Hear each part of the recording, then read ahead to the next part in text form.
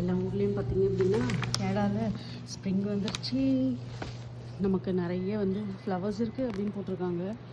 ஆனால் கேனடாவில் பார்த்திங்கன்னா நாங்கள் இருக்கிற ஏரியாவில் மட்டும்தான் இந்த கொடுமைங்க. ஃபுல்லாக ஸ்னோ. இப்போ தான் கொஞ்சம் கொஞ்சமாக கரையலாமா வேணாமா அப்படின்னு சொல்லி யோசிச்சு கரைஞ்சிட்ருக்கு. அதுவும் இங்கே ரொம்ப பார்த்து நடக்கணும் இந்த மாதிரி சீசனில், இல்லைன்னா அப்படியே நம்மளை வழுக்கி விட்டுரும்.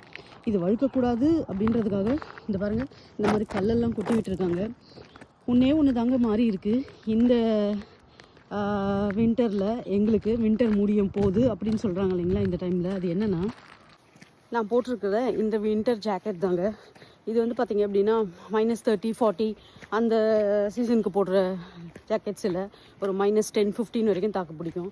ஸோ அது மட்டும்தான் சேஞ்ச் ஆகிருக்கு, வேறு இன்னும் இப்போதைக்கு சேஞ்ச் ஆகலை. ஆனால் வெயில் பாருங்கள் எப்படி அடிக்குது. ஆக்சுவலாக -40, 50 அந்த ஸ்னோவில் கூட நடந்து போயிடலாங்க. இந்த மாதிரி கரையிற டைம் இருக்குது பார்த்தீங்களா, இது கால் வச்சுனா அப்படியே வழுக்கி விட்டுடும். இது சாயந்தரம் பார்த்தோம் அப்படின்னா அப்படியே தனியாக கரைஞ்சி போகும். ஆனால் காலையில் நம்ம போகும்போது பார்த்திங்க அப்படின்னா அப்படியே கிளேஸியாக இருக்கும். இது மேலே காலை வச்சா அவ்வளோதான். அதனால் அதில் காலை வைக்காமல் நம்ம ரோட்லேயே வந்து போகலாம். வண்டி வந்தால் அதுக்கப்புறம் இந்த பிளாட்ஃபார்மில் போயிடலாம். ஃபுல் தண்ணியுமே கரைஞ்சி இப்போ அப்படியே இந்த ஐஸாக மாறிடுச்சு ஃபுல்லாக. இது மேலே காலை வச்சு கீழே விழ நான் விரும்பலை. அதனால் நான் ரொம்ப சேஃபாக போகணுன்னு நினைக்கிறேன். அதனால் வீடியோ நம்ம முடிச்சுக்கலாம்.